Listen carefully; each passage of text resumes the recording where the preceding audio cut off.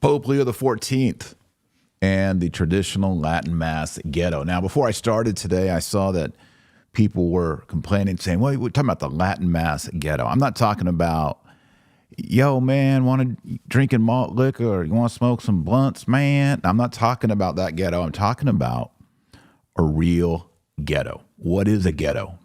Went over to Wikipedia. Here's what a ghetto is. A ghetto is a part of a city in which members of a minority group are concentrated, especially as a result of political, social, legal, religious, environmental, or economic pressure. Ghettos are often known for being more impoverished than other areas of the city, etc. All right. What's happened is we've taken a group of people who attend the traditional Latin Mass, and we have centralized them, we have ostracized them, and we have stigmatized them. And you've heard me talk about the corral theory, where I believed that the St. Gallen Mafia, the modernists, they wanted to just push the traditional Catholics into a corral, and then once in the corral, close the gate, isolate them. That's been happening for a while, and it has created a ghetto, a ghettoization of the traditional Latin Mass community. And I want to just pause and ask the question, is that healthy for the people inside that group? And is it healthy for the people on the outside of that group? And then what can Pope Leo the 14th do to remedy this situation? Because if you push people, if you centralize them, if you ostracize them, if you stigmatize them, and you put them in the group, initially that might be okay, but over the years, over the decades, it's going to produce oddities. And I have an analogy today that I'm going to share that I think is going to help you understand that. And we're going to talk about, and again, some people are coming to today's show and saying, aha, finally Taylor Marshall's going to pull out his whip and he's going to scourge the trads. And he's going to say, y'all are rude and you're mean and you're autistic and all that. That's not today. All right, I'm a trad. I'm a traditional Catholic. I love the traditional Catholic parishes movement, but I also recognize that there's something unnatural. There's something unhealthy that's been happening to us. And I think we're actually at a moment now, we're at a crossroads where it could be fixed. It could be remedied. So that's today's show. Pope Leo the 14th and the ghettoization of the traditional Latin Mass. Before I start today, I want to honor today's sponsor. And Real Estate for Life is a wonderful company, and I've been recommending them for years. If you want to move to a more traditional part of the country, a different state, a red state, you want to find a traditional Latin Mass, you want to join one of those ghettos that we're going to talk about today, Real Estate for Life are people, agents who share your values, and they know the places where people are moving, families who are looking for great schools, Catholic schools, churches, parishes, everything. So if you're looking at moving, you want to sell your home or buy your home or do both, Real Estate for Life can help you. Go to realestateforlife.org, realestateforlife.org, and let them know that you heard about it on the Dr. Taylor Marshall show. We'd appreciate it.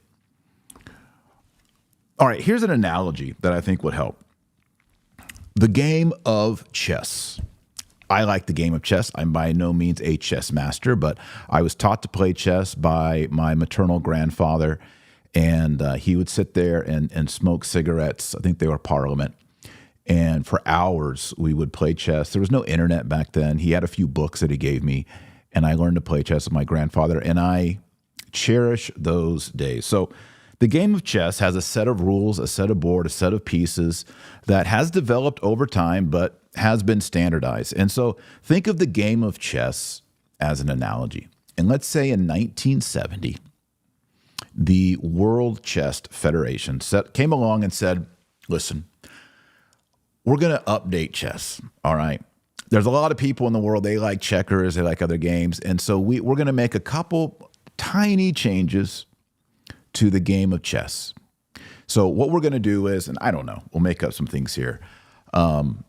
The pawns in chess can now do a checkers move where they jump diagonally over a piece and take that piece.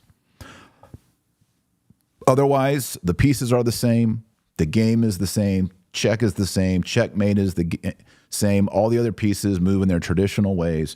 But we're going to update it in 1970 as the World Chess Federation, and that's going to be chess.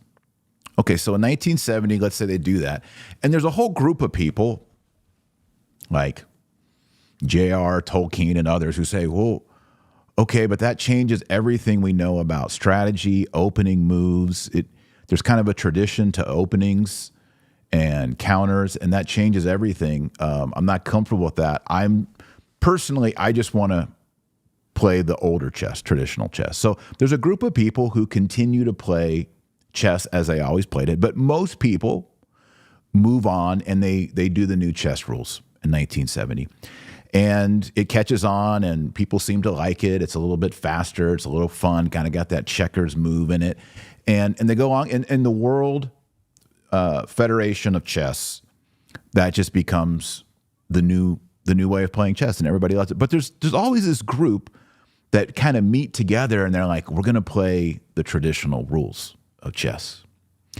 And that happens over time, and they're not as popular, but people start to check it out. And then over time, more maybe young people who never played the older traditional chess, they come and they play, and they're like, oh, this is kind of cool. I've read in old chess manuals how chess was played, and now that I'm playing by the old rules, I kind of see like how the openings worked and the strategy and how people planned ahead based on the openings because pawns move differently.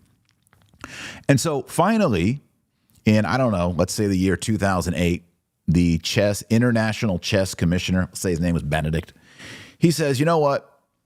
People like the old chess too, the traditional chess, and they like the new chess. We're just going to start in the World Federation of Chess. We're going to allow everybody a place at the table, right? So if you want to play traditional chess, all right, y'all play traditional chess, great. We got tables for y'all. We got chessboard for y'all. You want to use the new 1970 chess rules and play chess and have competitions, y'all do that, go at it.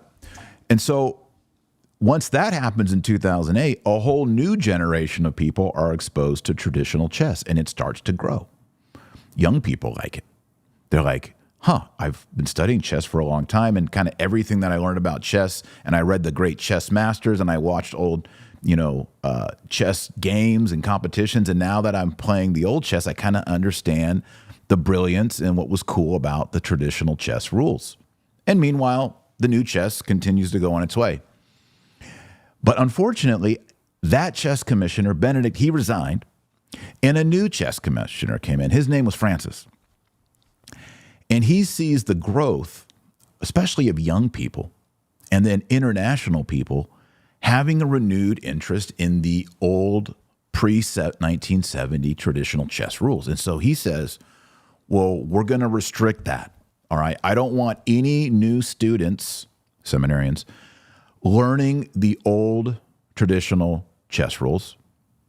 I am going to restrict, I'm going to create pockets of only where old chess can be played. I don't want them mixing in with the new chess. All right, we're going to make sure that there's pockets. I'm going to license the local commissioners of chess to suppress the traditional chess clubs. We're going to get rid of them. We're going to push them out. We're going to force them to play the new chess. And so when that happens, when the Commissioner Francis starts to enforce and create the ghettos of old chess, that starts to create some animosity. It creates some hard feelings. And more of these people are being pushed into ghettos.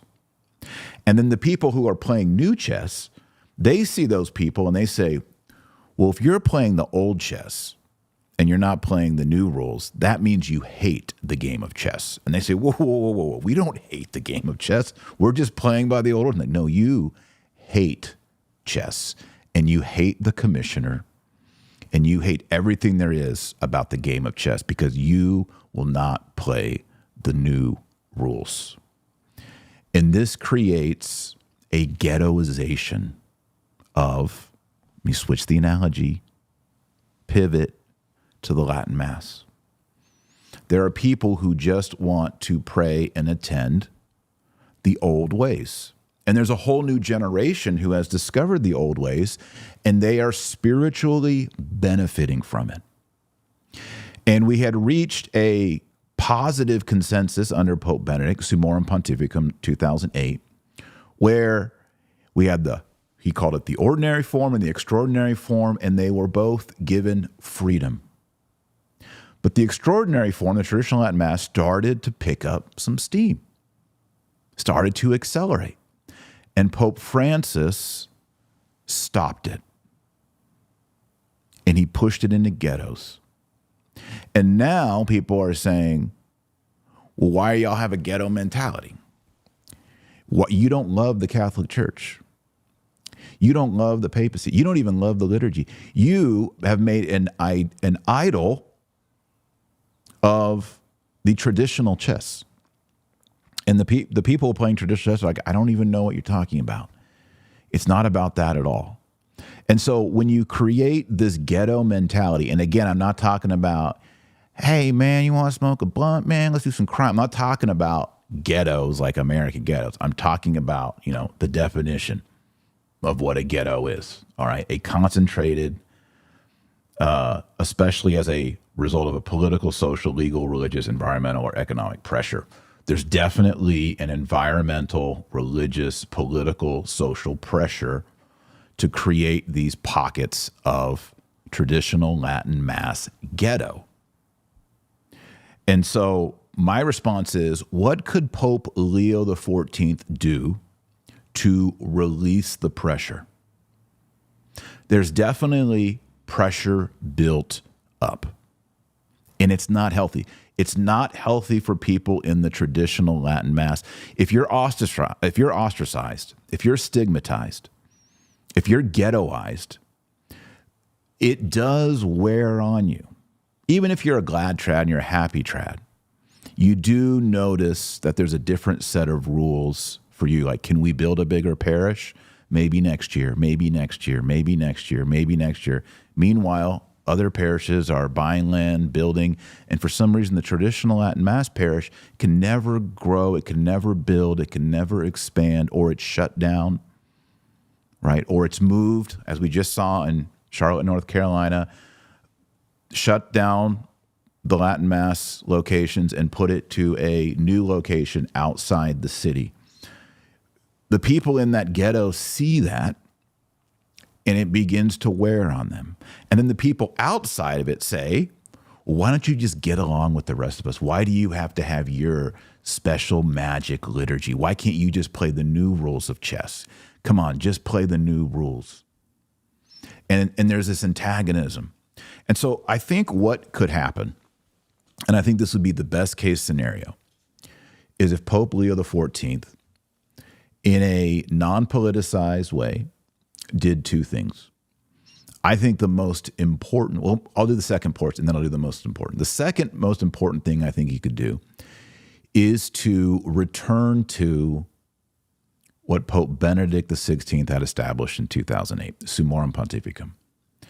If you want to celebrate the traditional, if there's a priest who's trained to say the traditional Latin Mass, and there's a group of people asking for the traditional Latin Mass, it should be granted. It's not dangerous. It's not politicized. It's not a resistance group.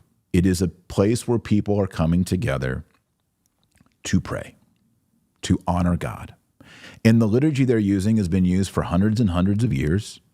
There's nothing evil about it. There's nothing bad about it. Just allow it to be. And if you want to go over to the Novus Ordo and you prefer that, you like the English or the vernacular, right? You like the new rules, right? You like the chess from 1970 forward. You like to play it that way. That's there too. That was a consensus. That was something I think that was healthy. And I remember being a traditional Catholic, back in those days, and there wasn't the animosity, there wasn't the ostracized, ghettoized feeling that did pop up under Pope Francis, especially after Traditionis Custodes. So I think that's the second most important thing. The first most important thing that Pope Leo XIV could do. And people have been saying Pope Leo XIV has said the traditional Latin Mass. There's a lot of back and forth. I don't know the truth. I've heard from a very good source that Cardinal Prevost, before he was Pope Leo XIV, did in fact regularly say the traditional Latin Mass. I think the most important thing that Pope Leo XIV could do, more than writing a motu proprio or an encyclical or any official thing with his signature, Pope Leo XIV simply said a traditional Latin Mass. Not in the context of a big feast day or a pilgrimage or a World Youth Day, no, just on a Thursday morning, said a traditional Latin Mass, unannounced. Could be a low Mass. And then everyone would, of course, flip out. And then everyone would talk to the Pope, and he would just say, it's just the traditional Latin Mass. It's part of our inheritance as Catholics. It's not a piece of furniture in the museum. It's part of our living tradition. And yeah, I just offered the Eucharistic sacrifice using the 1962 Missal. What of it? Nothing exploded. Nothing melted down, right? The multiverse was not disturbed. I said a traditional Latin Mass on a Thursday morning. Have a nice day. By doing that, Pope Leo would completely depoliticize the debate and the discussion. It would be like the Grand Master of the World Chess Federation playing a game of traditional chess in public. Just playing it. Say, oh, that was great. Oh, you won, I won. We played the traditional chess. Great set of rules. That was good. Completely depoliticize it and let everybody take a deep breath. I think that would be more important for the bishops and the cardinals and the priests to see a pope simply just say a traditional Latin Mass. Not a big deal, because right now to do that it's so controversial, right? It's been politicized to be a sign of rebellion or hate or counter-signaling this group or that group. Why can't it just be the traditional Latin Mass that has been received? So I'd like to hear your thoughts on that, your comments and your questions. First off, I saw before the show, people were saying, oh, Taylor's calling us ghetto, and I'm not saying you're walking around with your pants sagging, drinking, malt liquor, Colt 45, gangbanging. That's not what I'm talking about. I'm not trying to denigrate our culture. What I am saying is we've been ostracized, we've been stigmatized, we've been centralized into a subculture. And that's not healthy for us in that ostracized group, and it's not healthy for the people outside who over time might start to feel like we're not really part of the same team. And that's not fair either. Before I get to your comments and questions, today's sponsor is Birch Gold. And you've heard me mention it before. In July of this year, which is a little over a month away, there's a global summit of BRICS nation in Rio de Janeiro. And these are the superpowers that are emerging: China, Russia, India, Iran. They're meeting with the goal to displace the US dollar as the global currency. It's called the Rio Reset. And the BRICS nation are pushing forward their plans, and the global demand for US dollars, if they're successful, will decrease. And this will bring down the value of the US dollar in your savings. And it won't happen overnight, but it does mark a pivotal moment. And so I'd like to encourage you to learn to diversify your savings and find out if gold is right for you. And Birch Gold Group can help you move your hard-earned savings into a tax-sheltered IRA in precious metals. And you get a free info kit by just texting my name, Taylor, Taylor, to the number on your phone, 989898. Birch Gold has an A+ rating with the Better Business Bureau and tens of thousands of happy customers. So let Birch Gold arm you with a free, no obligation info kit on owning gold before July and the coming Rio reset. Just text my name, Taylor, to 989898. That's Taylor, Taylor, to 989898. You can also click the link below in the show notes. All right, so what are your thoughts on the three things I've discussed? Number one, is there a ghetto? Is there a ghetto? Has a ghetto formed since Traditionis Custodiis? Has a ghetto formed since 1970, but has it intensified in the last several years since Traditionis? Number two, do you agree with my analogy of the World Federation of Chess?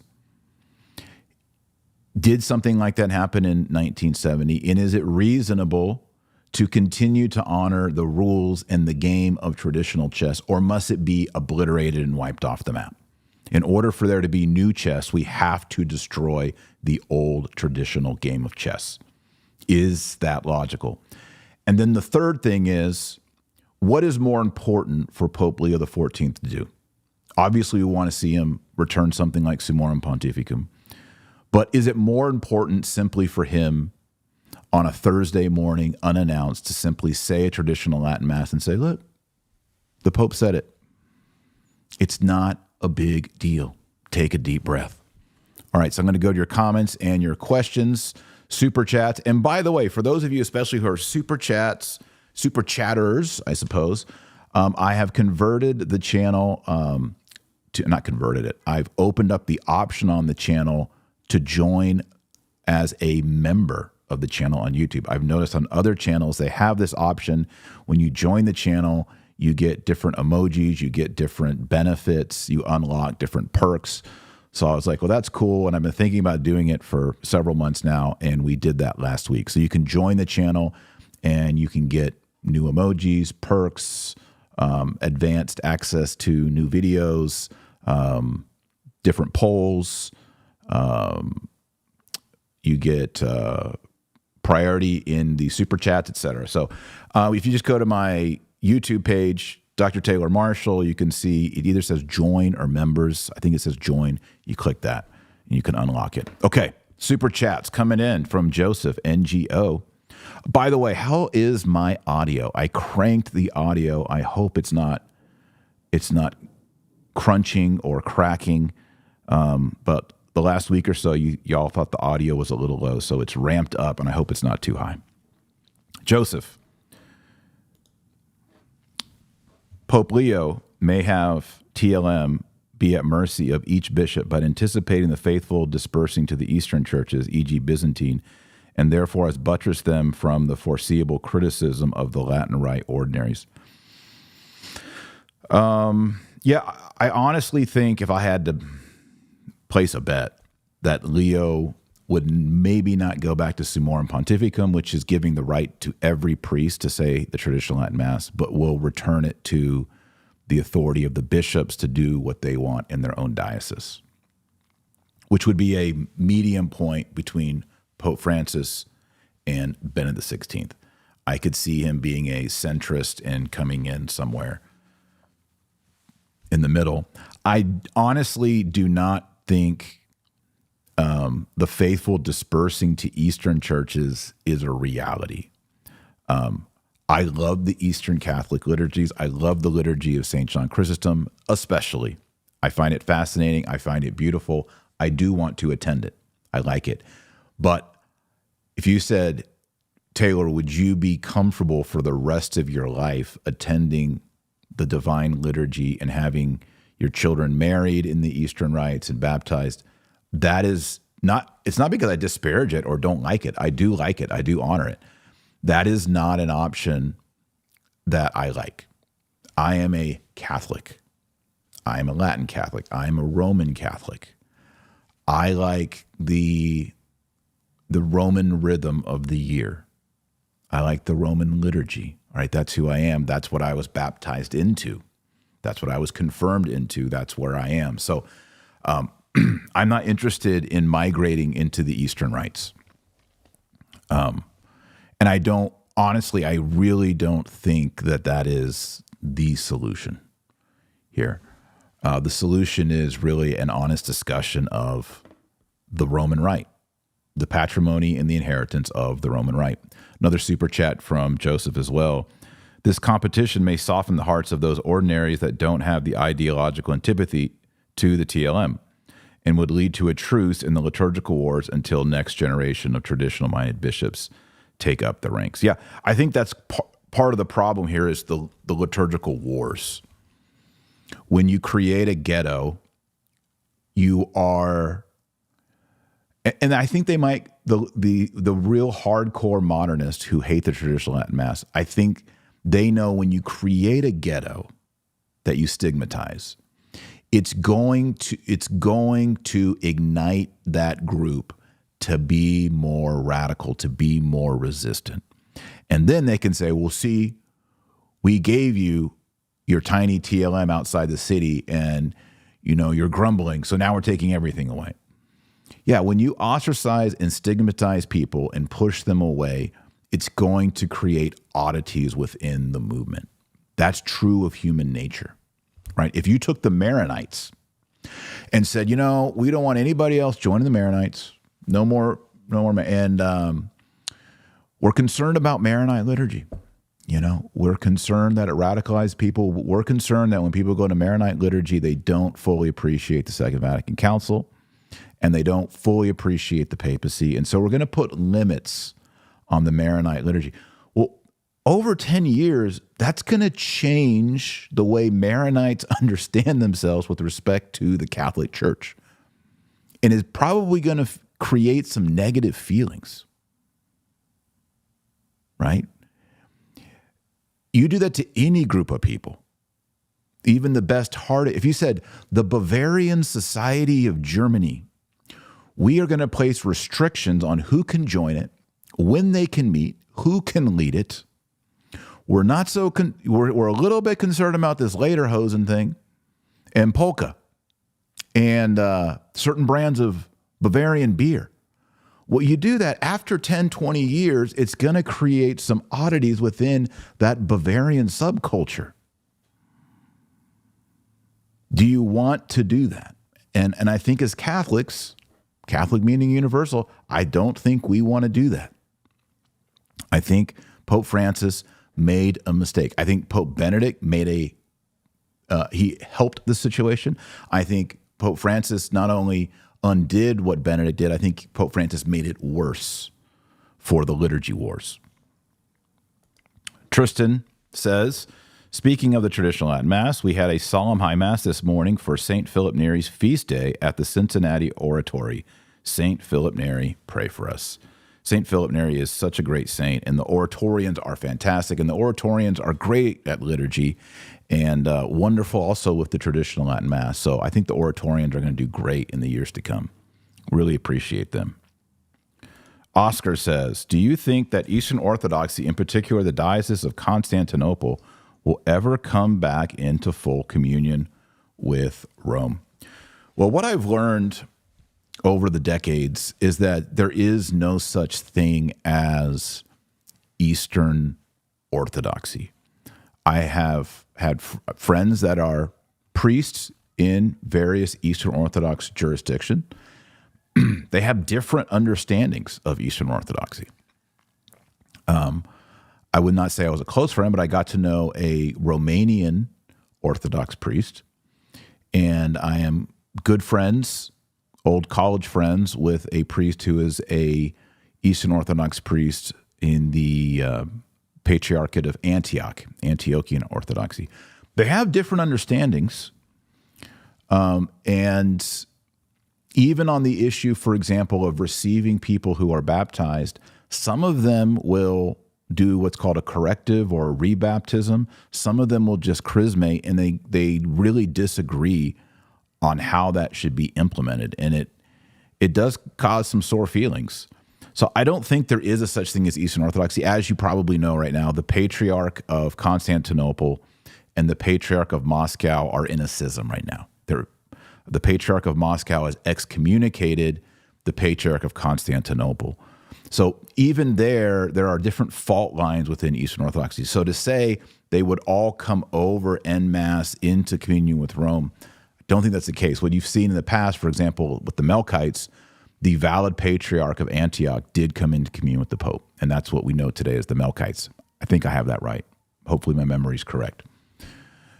I think we will see that. I think over time we will see Eastern Orthodox bodies submit to Rome and come into full communion with Rome. But I don't think that there'll be hey, we're the Eastern Orthodox, we're all coming in.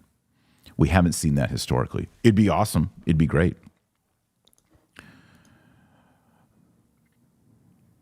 Liam Stanton says, if married priests work for the Maronites, why can't it work in the Latin Church?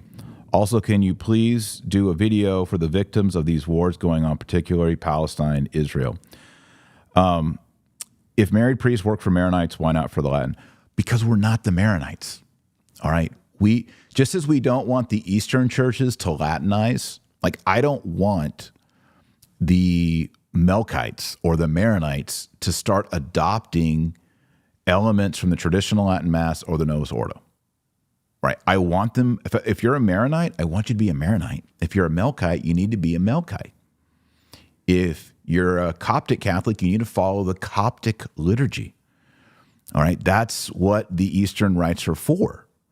And so I don't want Maronites saying, well, we have married priests, so you Latins, you Romans should do like us. No, we don't want to Byzantinize, is that a word? Easternize the Western rite. So our patrimony, our tradition is a celibate priesthood. Let us have the celibate priesthood. It's working for us. We've had amazing missionaries, amazing growth, amazing pastoral work by celibate priests. It's ancient. It is our culture. It is our patrimony. That's what we should stick to. So we let Maronites be Maronites. You let us be Romans. We're all brothers. We all love each other. We have our traditions. Let's keep it that way. All right. That's it for the super chats. I'm heading over into the general. Unless someone drops in a super chat. Oh, there is a new super chat here. P.O. Victor says, hey, Taylor, diocesan seminarian here, praying for perseverance through this madness and praying Pope Leo will repeal Traditionis Custodes. So, yeah, we got to pray for our seminarians. My heart goes out to the seminaries, particularly the diocesan seminaries, because there's so many good men like P.O. Victor here who want to offer their lives as priest and victim for Jesus Christ on the altar. And so many of them receive their vocation or have attachment to the traditional Latin Mass. And, you know, one of the hard things about Traditionis Custodes and the move by Pope Francis is it cuts them off. Part of Traditionis Custodes states that seminarians cannot be trained and ordained to celebrate the traditional Latin Mass, and that's sad. Again, that kind of goes back to my analogy where the Supreme Commissioner of the World Federation of Chess says, no, not only can you not play the old traditional chess, you can't even let your students in your schools, you can't even let them learn about or be trained in the old rules of chess. That seems to me, okay, my impression is that seems a little draconian. That's a little harsh. Not only can you not have it, you can't even teach them. Can't even talk about it. You know, I don't know about that. Speaking of which, I had a tweet that kind of went viral that's on this topic. It got me thinking about it. I've honestly been for about 2 weeks preparing. Wait, am I muted? No.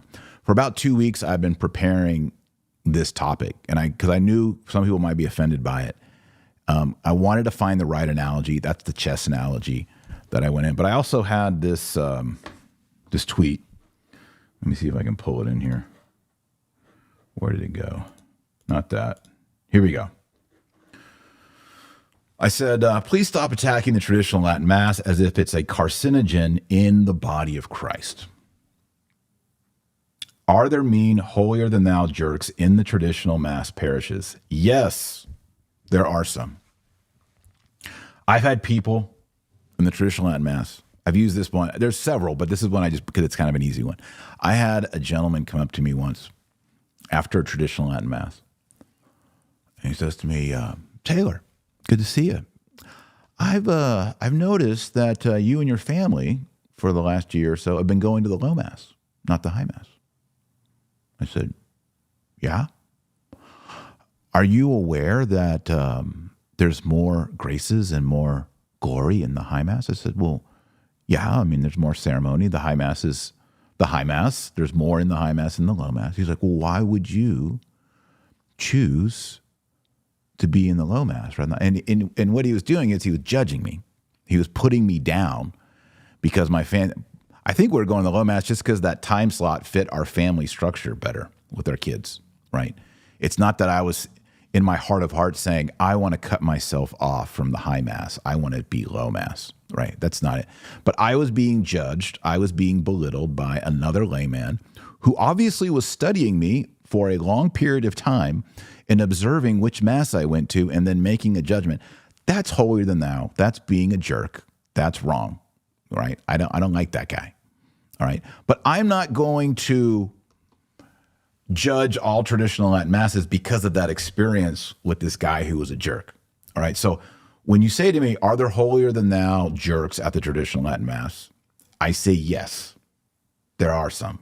All right. But here's what I said in the tweet next. I said, did the traditional Latin Mass cause them to become mean, holier than thou jerks? And I say, no, never, not a single case. There are many causes, but the 1962 Latin Mass did not cause people to become jerks. All right. So if anyone's mean, it's not that they went to this 1962 Latin Mass and then that liturgy, it turned them into a mean, holier than thou jerk. You can't say that a liturgy approved for centuries in the church makes people holier than thou, judgmental Pharisees. You can't say that. It's a theological impossibility. There are other reasons for people becoming holier than thou, meanies, jerks. I go on in this tweet. I say, I'd also argue that the mean, holier than thou jerks at the Novus Ordo didn't become that way by attending the Novus Ordo Mass. I say people are nasty from unhealed wounds. It derives from sinful patterns of reacting. A liturgy did not accomplish that inside them. And maybe, just maybe, the traditional Latin Mass is the long-term medicine to heal some of these people over time. Banning it or dangling it on a string just makes things worse for them. Let's show mercy and also affirm that the 1962 liturgies do not cause interior malformation as carcinogens. Do you agree with that? Do you agree with that? These traditional liturgies do not make people evil, do not make people schismatic. They do not make people into sede vacantists.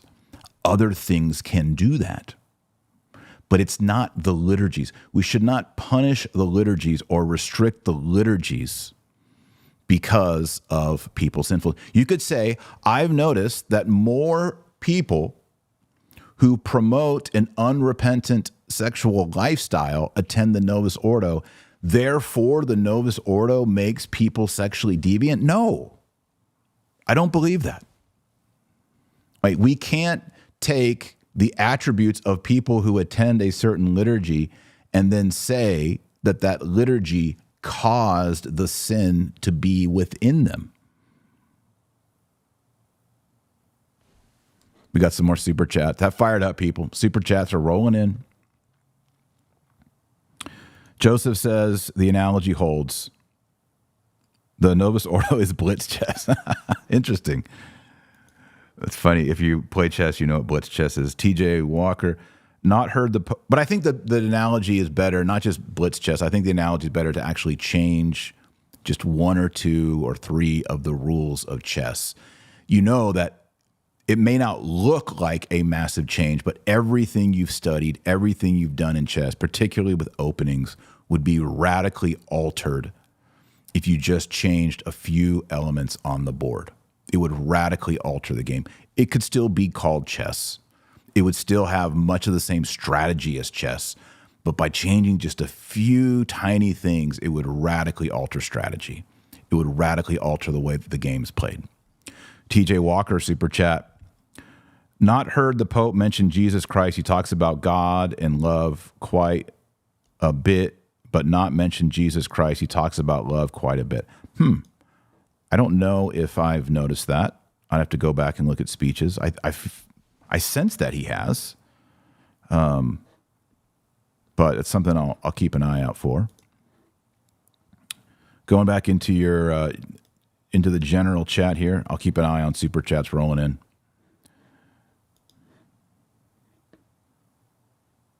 Philip, is it? Yeah. Philip Oroz, how trads love Benedict XVI. That's the best example. You know, it was such a nice time. I don't remember after Summorum Pontificum and people were going to traditional Latin Mass, and it wasn't as big as it is now, all right? Because it was really for the first time kind of made normal. Oh, the Pope says you can go to that. Cool, you go to that. Do you like it? Or do you know Latin? Is it different? Is it just our Mass in Latin? And a lot of people were kind of learning about it. There wasn't antagonism. After Traditionis Custodes, there was antagonism. I felt it from Novus Ordo people, good Novus Ordo people. Like, oh, that's kind of... I even heard people say, Fraternity of St. Peter now, are they sede vacantists? You know, people started getting sort of this false information. A lot of baggage started being dumped. Like, oh, FSSP, are they in full communion with the Pope? Okay. Okay, I thought I heard something different about that. You started getting misinformation. You started getting suspicion after Traditionis Custodes. And I don't think these people were malicious. Again, when you create a ghetto and you take a set of people and you centralize them, you ostracize them, you stigmatize them. The people who are not in that group say, oh, it's kind of like,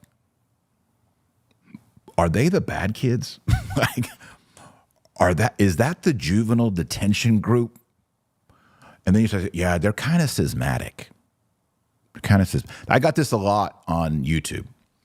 All of these YouTube channels popped up around Traditionis Custodes, and they figured out I can get a bunch of views on YouTube if I make a critical video of Taylor Marshall and I use the name Dr. Taylor Marshall in the subject line on YouTube.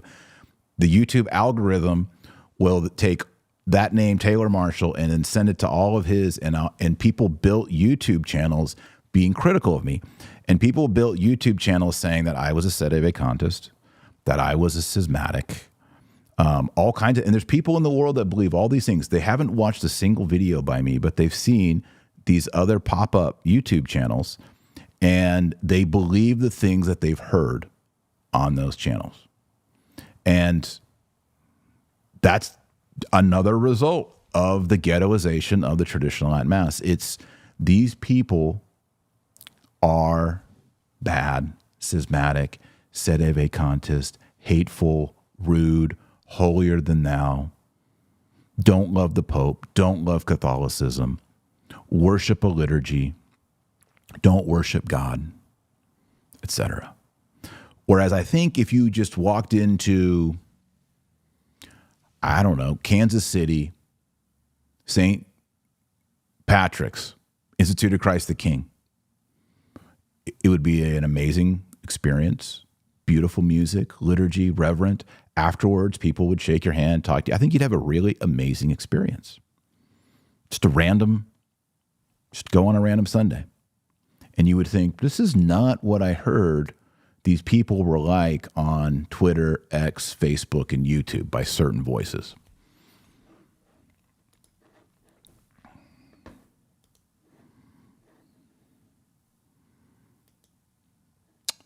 Anthony says, do you think the traditional Latin Mass will outbreed the Novus Ordo? Well, we have to be realistic here. Look, traditional Catholics, we're maybe 1% globally.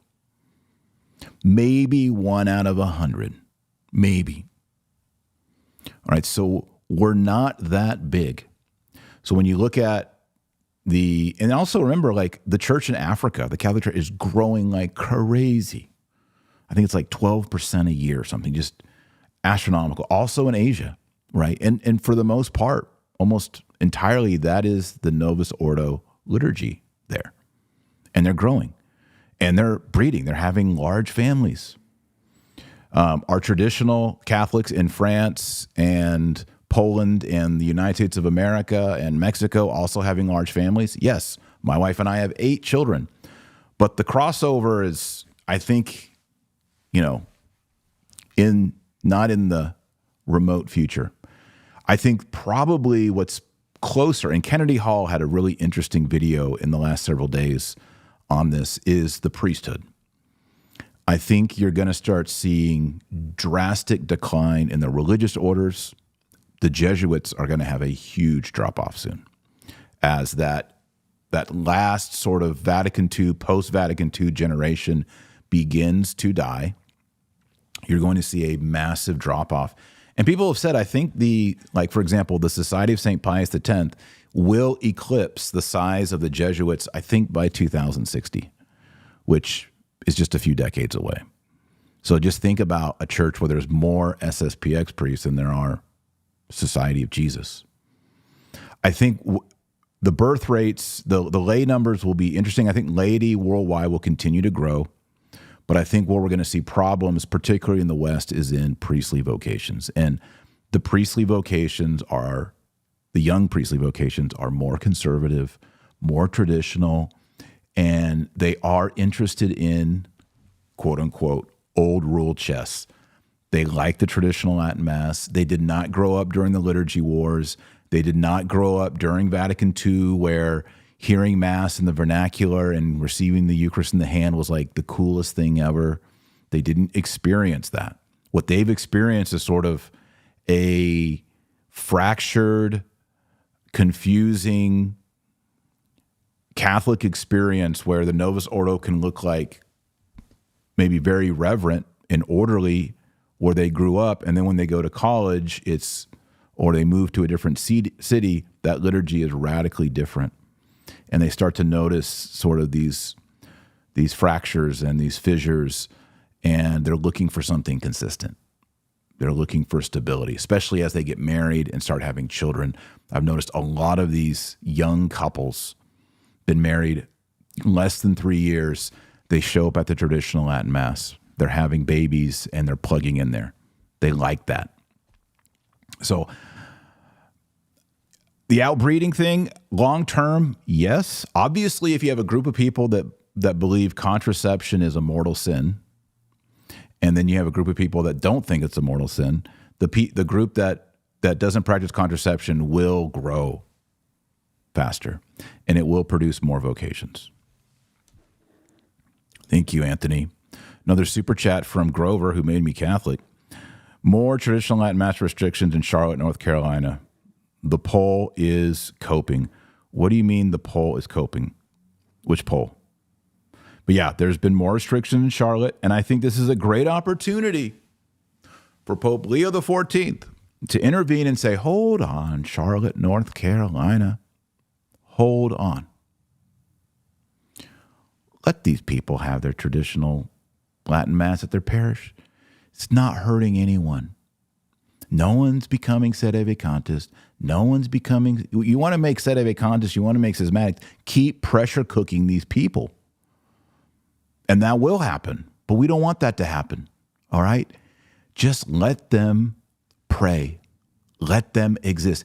If there are priests willing to do it, and there are lay people, and they're paying the bills, and they're supporting the parish, and they're supporting the diocese, let them be. Let them pray. You don't have to hyper-regulate this stuff and shut it down and isolate them and exile them out of the city. So it's a great moment. I hope Pope Leo XIV takes that moment as a teaching moment for the whole church and just says, hey, it's okay. Let them be.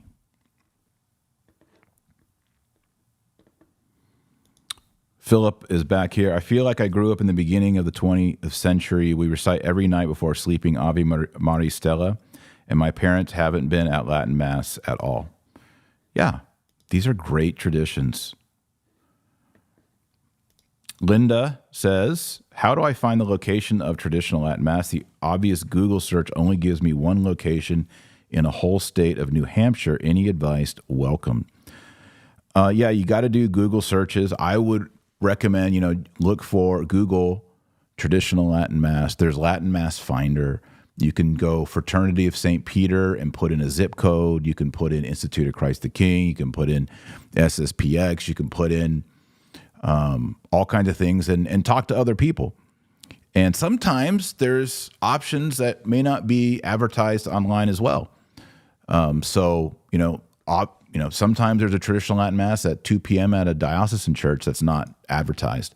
So finding those is another option. But yeah, you gotta mine, you gotta dig. Jessica says, please do book trilogy and hardcover. Love the series, and my paperback is destroyed. So she's talking about Sword and Serpent.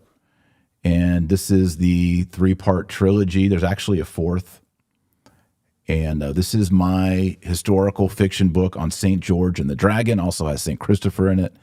Has Constantine and a bunch of the early saints like St. Catherine of Alexandria, et cetera. So if you take Lord of the Rings, but put it into real Catholic history.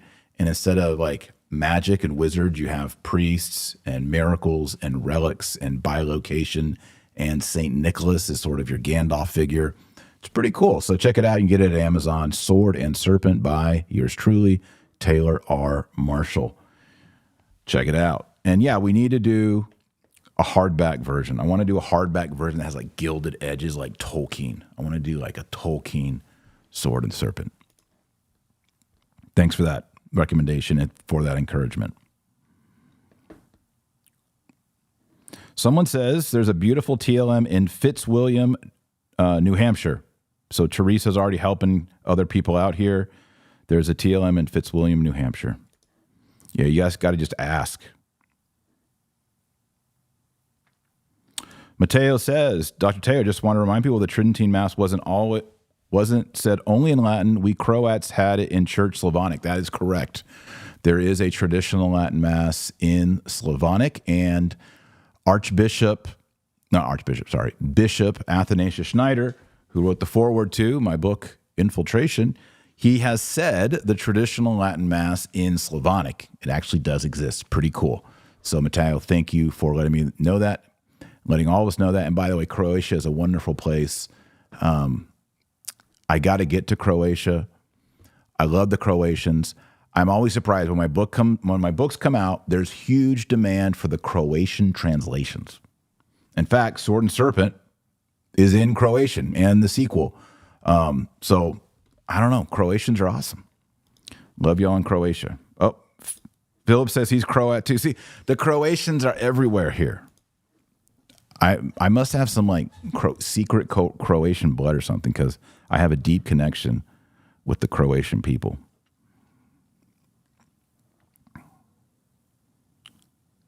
I was in Paris once, and a Croatian brother and sister met up with us, and we had coffee, and we went to a Latin Mass church and just hung out with Croatians in Paris. It was awesome. All right. Super chat here. Please pray a Hail Mary in Latin for me. Send. All right. We'll pray a Hail Mary, Ave Maria for you. Oremus nomini Patris et Filii et Spiritus Sancti. Amen. Ave Maria, gratia plena, Dominus tecum, benedicta tu in mulieribus et benedictus fructus ventris tui, Iesus. Sancta Maria, Mater Dei, ora pro nobis peccatoribus, nunc et at hora mortis nostrae. Amen. Nomini Patris et Filii et Spiritus Sancti. Amen. Thank you for that super chat, and there's your Hail Mary. David Wilson says, prayed for you, Sen. See, traditional Latin Mass Catholics are nice people. Praying for people, loving people, encouraging people. It's not this schismatic death cult, right? They push us into ghetto, but we ain't ghetto. We ain't ghetto. We ain't gangbanging. No. We're just your friendly trads. Big Man says, Byzantine, though I am English Ukrainian, so there's a preference to the East. Absolutely. If you're Ukrainian, you should be in the Eastern rites. Absolutely. I love it. If you're Greek, I think you should be the liturgy of St. John Chrysostom. We have the Eastern rites, and I think there's a patrimony, there's a heritage, there's a genealogy. All of that is important, and it needs to be kept. And that's one of the reasons why I argue for the traditional Latin Mass. It's part of our Roman culture, right? It would be like going to the Melkites and saying, all right, y'all do the liturgy of St. John Chrysostom. Well, we're going to change that by 15%, and we're going to enforce it on y'all. And they're like, well, we don't want to do that. We're going to do the old traditional. That's kind of how I feel about in the Roman rite, right? I'm not saying that the Novus Ordo is invalid. I'm not saying that it's bad. I'm just saying I want to go by the old way, the traditional way. That's my preference. I want that. I think it's better. I've prayed at both. I've experienced both. I grow closer to Christ in the traditional Latin Mass. I pray more. I'm settled more. I have more peace. I feel like I grow closer to Christ. I feel like I encounter him in a deeper way. That's where I want to be. I don't think I should be ostracized or ghettoized for that. I think that should just be allowed. And if Pope Leo XIV could just say a Latin Mass, get us back to something like Summorum Pontificum and just say, yeah, you're growing there as your Pope. I bind that. I think that's great. I think that's great. Just keep praying for me as your Pope. I don't understand why that is controversial or radical.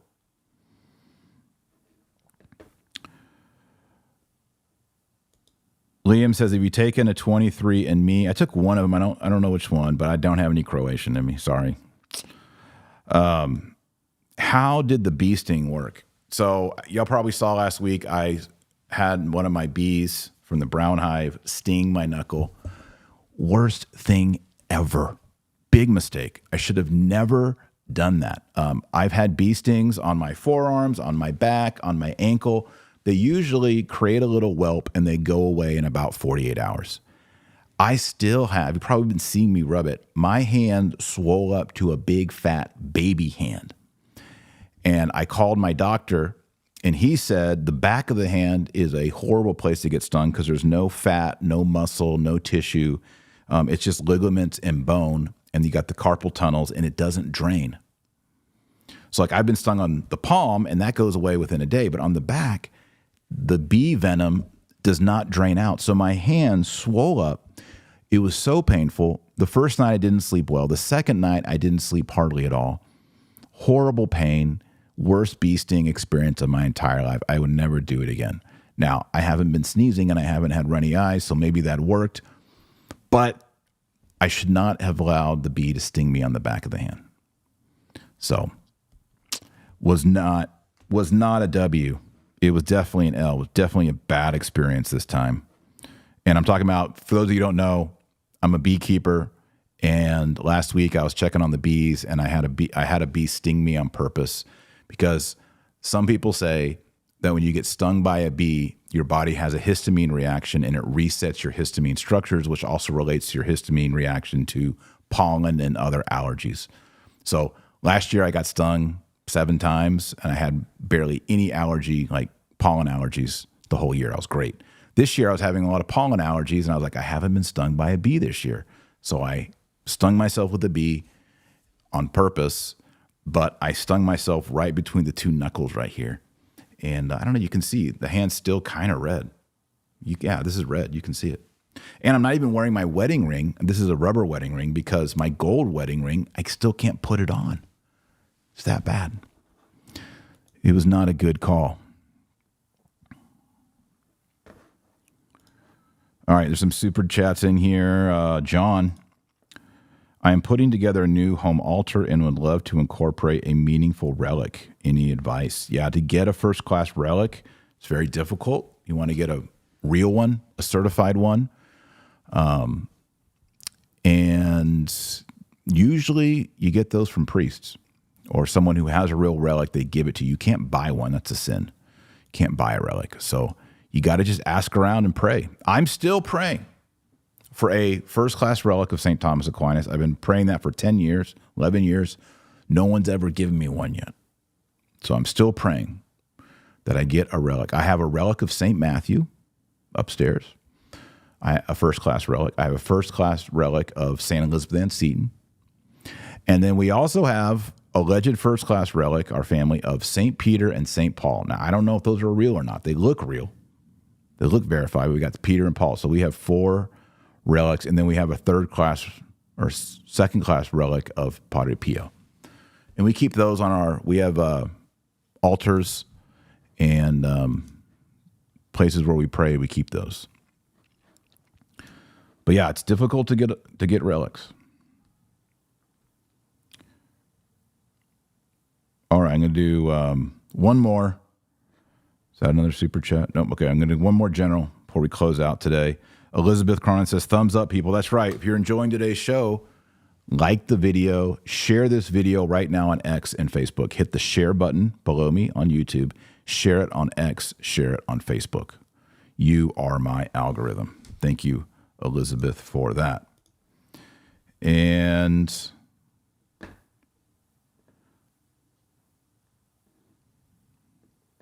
looking at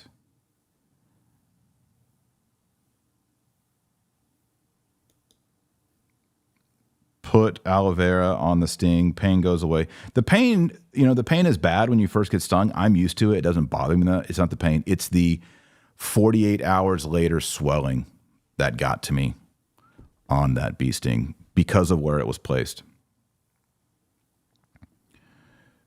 Antonio, this will be our last one for the day. Antonio says, did you hear that during the Mass of Pope Leo that communion on the tongue was ordered?